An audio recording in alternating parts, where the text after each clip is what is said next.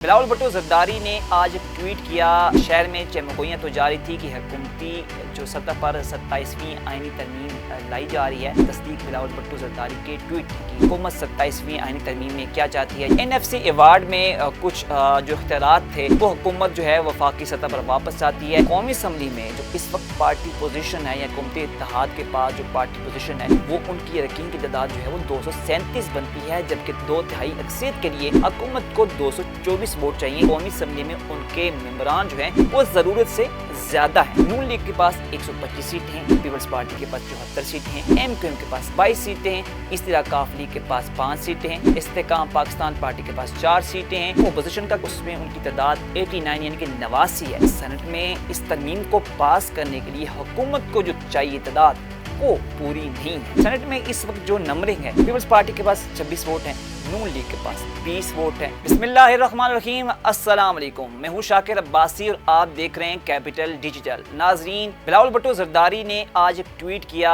جس کے ذریعے بہت سارے لوگوں کو معلوم ہوا کہ حکومت جو ہے وہ 27ویں آئینی ترمیم لا رہی ہے۔ شہر میں چمگوئیاں تو جاری تھی کہ حکومتی جو سطح پر 27ویں آئینی ترمیم لائی جا رہی ہے، لیکن اس کی باقاعدہ تصدیق بلاول بھٹو زرداری کے ٹویٹ نے کی، جس میں کہا گیا ہے کہ وزیر اعظم شہباز شریف اس دن جب ایوان صدر میں آئے تھے وفد کے ہمراہ تو انہوں نے ہم سے 27ویں آئینی ترمیم میں حمایت کے لیے جو ہے وہ درخواست کی ہے، اور اس حوالے سے ہم نے جو ہے وہ اپنی جو پارٹی کا اجلاس ہے وہ 6 نومبر کو طلب کیا ہے، اس میں ہم فیصلہ کریں گے۔ اس میں انہوں نے چند جو اہم نکات تھے وہ بھی بتائے تھے کہ حکومت 27ویں آئینی ترمیم میں کیا چاہتی ہے، جس میں آرٹیکل 243 کے حوالے سے ڈسکس ہوا۔ اس کے علاوہ NFC ایوارڈ میں کچھ جو اختیارات تھے وہ حکومت جو ہے وفاقی سطح پر واپس چاہتی ہے۔ اس کے علاوہ انہوں نے بتایا کہ الیکشن کمیشن میں جو تقرری کے حوالے سے تعطل پیدا ہوا ہے اس حوالے سے بھی جو چیزیں ہیں وہ لائی جا رہی ہیں۔ یہ چند چیزیں جو تھیں اس حوالے سے بلاول بھٹو زرداری نے اس کا تذکرہ کیا، اور اس حوالے سے ان کا پارٹی فیصلہ جو ہے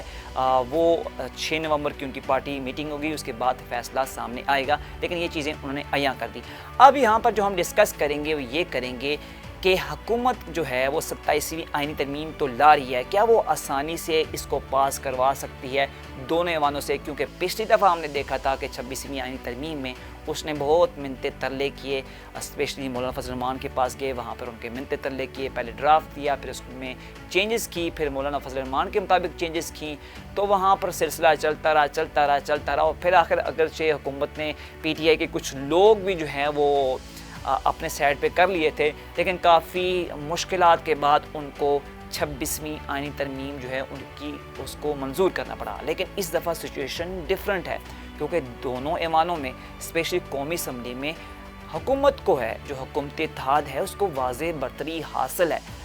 اور سینٹ میں ہے اس کو تھوڑی دقت کا سامنا کرنا پڑ سکتا ہے۔ تو پارٹی پوزیشن کیا ہے 27ویں آئینی ترمیم کو پاس کروانے کے حوالے سے، حکومت جو ہے کس پوزیشن میں ہے یہ ہم ڈسکس کریں گے۔ تو 27ویں آئینی کوئی بھی آئینی ترمیم ہو اس کو پاس کروانے کے لیے 2/3 اکثریت چاہیے ہوتی ہے۔ تو قومی اسمبلی میں جو اس وقت پارٹی پوزیشن ہے یا حکومتی اتحاد کے پاس جو پارٹی پوزیشن ہے وہ ان کی اراکین کی تعداد جو ہے وہ 237 بنتی ہے، جبکہ 2/3 اکثریت کے لیے حکومت کو 224 ووٹ چاہیے، یعنی قومی اسمبلی میں ان کے ممبران جو ہیں وہ ضرورت سے زیادہ ہیں۔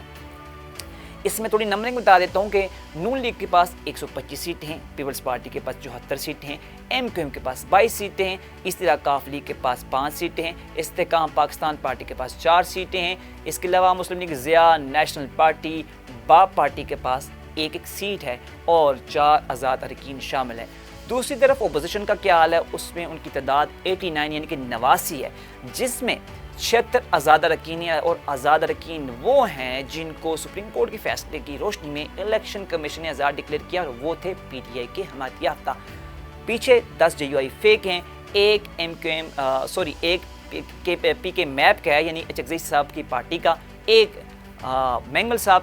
خود تھے، انہوں نے استعفیٰ دیا، ان کا قبول نہیں ہوا، اور ایک جو ہے MWM کا ہے۔ تو ٹوٹل تعداد بنی 89، یعنی کہ قومی اسمبلی میں 27ویں آئینی ترمیم کو پاس کرنے میں حکومت کو کوئی دقت نہیں ہوگی۔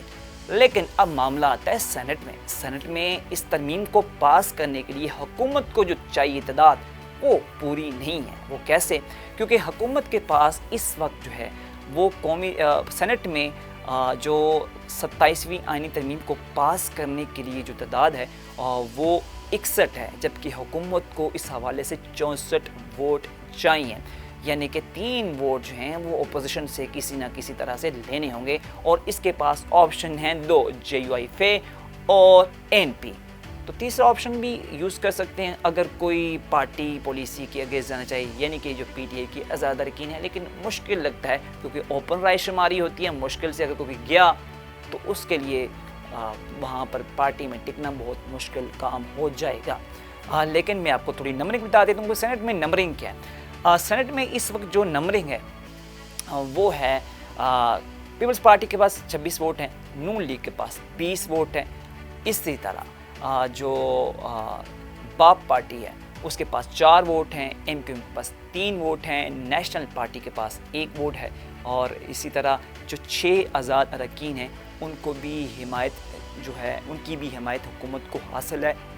اور ایک کاف لیگ ہے، تو یعنی ٹوٹل تعداد 61 بنتی ہے۔ دوسری طرف اپوزیشن کے پاس 35 اراکین بنتے ہیں، تو حکومت کو آٹومیٹیکلی 3 ووٹ سینٹ میں حاصل کرنے کے لیے کہیں نہ کہیں جانا پڑے گا۔ تو اس کے پاس میں نے آپشن آپ کو بتایا تھا کہ